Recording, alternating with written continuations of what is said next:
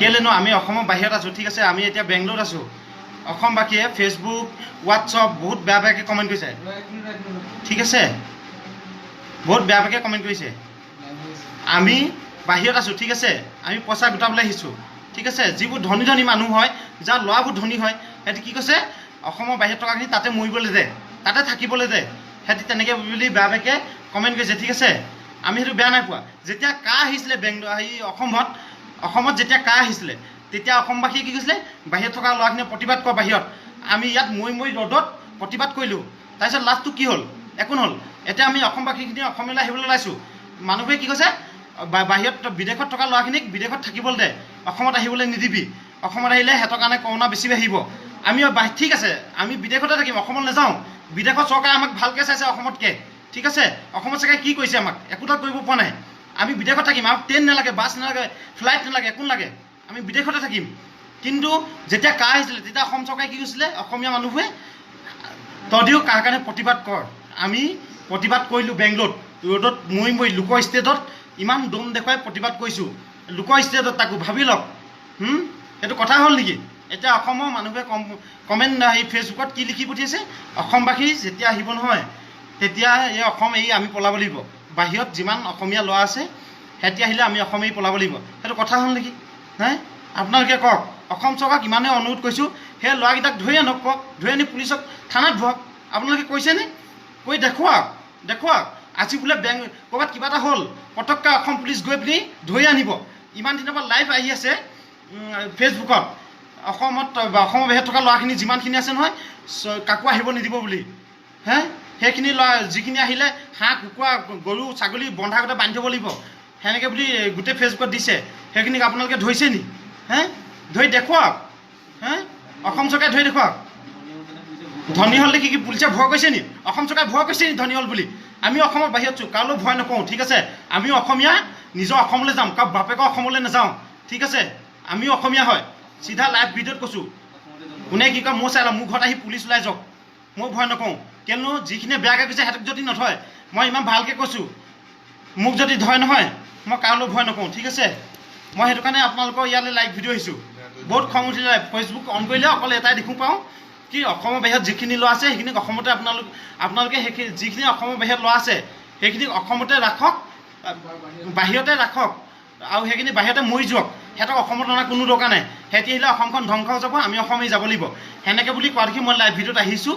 তাৰপিছত যেতিয়া কা আহিছিলে নে, তেতিয়া ভৰিয়ে হাতে ধৰিছিলে, অসমত আপোনালোকে আহি যাওক, অসমত আহি যাওক, অসমখন ৰক্ষা কৰক, বা তাৰ পৰাই আপোনালোকে আন্দোলন কৰক, সেই বুলি কৈছিলে। তেতিয়ানো কি ঘণ্টা উখাই আছিলে তেতিয়া অসমখিনিক কি মৰম দয়া লাগিছিলে। এতিয়া যে আমি যে বাহিৰত আছোঁ, অসমলৈ যাবলৈ ওলাইছোঁ, ইমান কষ্ট হয়। বিপদৰ সময়ত তেতিয়া অসমখিনিয়ে হেল্প কৰিছে নি? এনেকুৱা অসমত থাকি কি লাভ? এতিয়া আমাক বিদেশে ইমান হেল্প কৰি আছে। বেংগলোৰত আছোঁ, বেংগলোৰ চৰকাৰে আমাক আজি দিছে, কালি দিয়া নাই, সদায় দিয়ে আছে ক'বলৈ গ'লে, ঠিক আছে। গাখীৰ দিছে, ৰেচন দিছে। বেংগলোৰ চৰকাৰে আমাক হেল্প কৰি আছে। আমি ইয়াত আছোঁ, ঠিক আছে। আপোনালোকে এনেকুৱা কৰিলে ভাল নালাগে। আমি নিজৰ অসম নিজে জানেই। আমি অসমত জন্ম হৈছোঁ, আমি বিদেশত জন্ম হোৱা নাই। তেতিয়া কি অসমত অসমীয়াখিনি আহিবি নেকি? পাকিস্তান, বাংলাদেশী আহিব লাগে নি? বাংলাদেশী আহিব লাগে নি? আমি আজি যাবলৈ পোৱা নাই, একো হেৰি কোৱা নাই। অসম চৰকাৰে 2000কে নিজে দিছে। আমাক 2000 দৰকাৰ নাই। আমি 2000 টকা খোজা নাই অসম চৰকাৰক, সিহঁতি নিজে দিছে, ঠিক আছে। আমালৈ অহাও নাই বাৰু, আমি নকওঁ বাৰু আহিছে বুলি। আমাক নালাগে 2000 টকা। আমি 2000 টকা লৈ ইয়াত একো কৰিব নোৱাৰোঁ। ইয়াত এটা ৰুমৰ দাম 20,000 টকা, ঠিক আছে। সিহঁতৰ 2000 টকা আমাৰ একো হেৰি কৰিব নোৱাৰোঁ। মই দিলে দিব, নিদিলে নাই। আমি ইয়াত হেপ্পী আছোঁ, আমি নিজে আছোঁ ইয়াত, ঠিক আছে। প্লিজ মই অসমবাসীলৈ এটাই কৈছোঁ যে আপুনি বেয়াকৈ বাহিৰত থকা মানুহখিনিলৈ কমেণ্ট নকৰিব। আপোনালোক ধনী হ'ব পাৰে, কিন্তু আমি বাহিৰত আছোঁ বুলি আপোনালোকে এনেকৈ বেয়াকৈ হেৰি কমেণ্ট নকৰিব।